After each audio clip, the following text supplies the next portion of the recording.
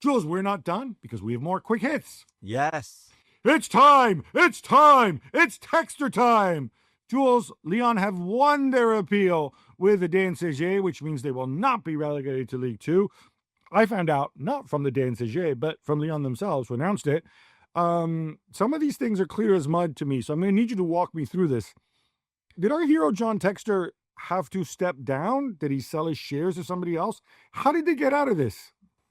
Yeah, they presented a much better plan and kind of project, if you want, financially to the DNCG than what John Texter did. John Texter has stepped down. He's not involved anymore in decision-making at the club. He's still the owner, obviously, and still, the club still belongs to Eagles Group.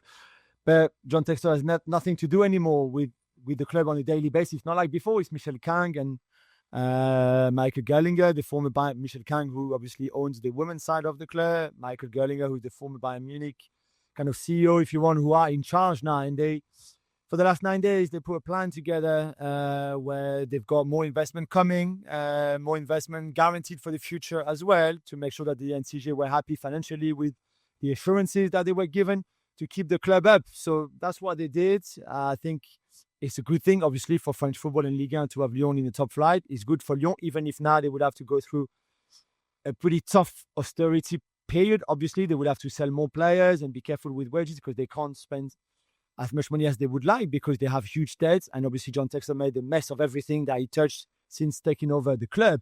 But it's a good ending for them. So let's be happy for them. Yeah, so a lot of the money coming in, and my understanding, obviously, from Michelle Kang, who is a very smart business lady, and Aries, who are a sort of a colossus of private equity. And I wondered, did these people completely misread John Texter and his plan?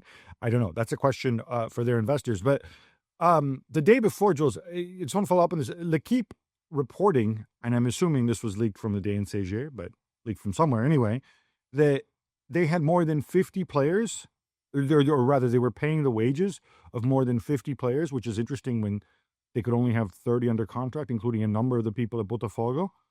It's just great, incredible story. If it's true, obviously, I was not able, to be fair, to verify it, and I don't think anybody else either. Nothing that Lyon said or the NCG said, either to confirm it or not confirm it, by the way. So, but if that's true, it seems like Lyon were also paying the Botafogo players, and that their wage bill that was so inflated, it was like that because they were playing the Botafogo players, which obviously Botafogo is another club of John Texter's Galaxy, which I would find incredible. I'm not sure if it's even possible to register Botafogo players on the Lyon kind of wage book and wage bill and pay them like that. So I don't know how they would have done it, but yeah, L'Équipe seems to be certain that was the case, which is quite incredible. I mean, legally, the only way I would have thought is if Lyon acquire the player and then loan him to Botafogo. But then, of course, that would be in FIFA's TMS system, and we don't know about it. Yeah. And Gab, one of the knock-on effects, obviously, of that decision of Lyon avoiding punishment is likely to be that Crystal Palace won't get to play in the Europa League next season, or might not be able to play in the Europa League next season. It certainly looks that way right now. Crystal Palace, I think, will appeal their case. I think it's extremely unfair to Crystal Palace as to do a multi-club ownership.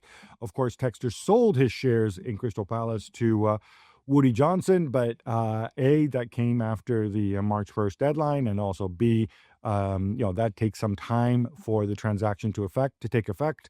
Palace have said, what we've said all along, that despite Texter boasting of, I brought Oliver Glasner into the club and aren't I clever and so on, actually he had nothing to do with the day-to-day running of the club. That was all Steve Parrish with the help of Blitzer and Harris, because he only had 25% of the vote. Let's see what UEFA do. On the surface, look, I know there's laws, but on the surface, I think it would be hugely unfair if Crystal Palace are demoted to the Conference League, and they would be, because the reason this would happen is the rules state that if you have two clubs from the same ownership group who are in the same European competition, the one that finished lower in its respective league has to go down, and they go down to the conference. And obviously Lyon finished sixth. I find this grotesque, especially because Texter now, as you just said, isn't involved in the day-to-day running of Lyon, and wasn't involved in the day-to-day running of Palace. and yet Crystal Palace get punished because of this. It seems very unfair. But if they do go down, who benefits? Hey, we can be happy because it's another friend of ours. It's Mr. Marinakis in Nottingham Forest. They get to move up to the Europa League, and if they win it, they'll be in the Champions League, and that's fantastic. Mr. Marinakis, of course, a close friend who's done a lot of business with John Textor as well. Alvaro Carreras from Benfica to Real Madrid. We alluded to this earlier. Reportedly back on. All right, Jules, 55 million sounds like a lot to me. Yeah, it's a lot of money, Gabby. It's a lot of money. I mean, even apart from the fact that he was a Real Madrid youth player before, he went to Manchester United. We might still I think they might get a little bit of money for him in this transfer too, by the way, United.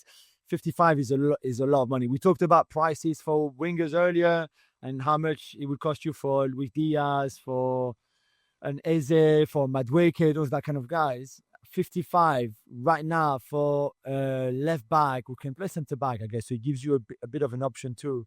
But who's only had, let's be honest, one really good season in Portugal with Benfica, and that's it. I think it's a lot of money. We saw Fran Garcia being decent in the Club World Cup. They still fell on Mendy there. And I'm not sure how much Real Madrid really need somebody like Carreras, certainly at that price. But it seems that they are okay with it and that they would pay the money. Mateo Retegui is off to Saudi Arabia, Gav. It's a 67 million euro deal from Atalanta. Yeah, he's joining Al Qadsiya, who, we often remind you that not every club in Saudi has money. And in fact, it's really only the 4 public investment funds, or it was until recently. Al Qadsiya, owned by Saudi Aramco, of course, big oil company. They're chucking money around. Tremendous business for Atalanta, who, of course, only paid 22 million euros from him to sign them. I'm not even sure that they necessarily need him because they have Scamacca coming back from injury to play as their center forward. And of course, they have Lukman and the Prince, Charles de Ketelaere, and so on. However, they think he's off. I think the impact on the fear in Italy is that it's going to hurt the Italian national side because he will be playing against lower level of opposition most weekends in Saudi. But hey, it's a big payday for him. I'm happy for him. Kōta Takai to Tottenham Hotspur is official. Jules, did they need another central defender? That's a really good question. In terms of numbers, they don't, obviously, because they have so many between Romero and Van de Ven and Donso and Dragusin and even Vuskovic, the young talent that is coming to the club this summer that they bought last year. That's another young talent in Takai, who's probably that was the best centre-back in the J-League this season. So it makes sense in terms of one great talent for the future, like Vuskovic in a way. But right now, you've got 6, even 7 if you want to count, I don't know, Archie Gray, 8 with Ben Davies, our best friend.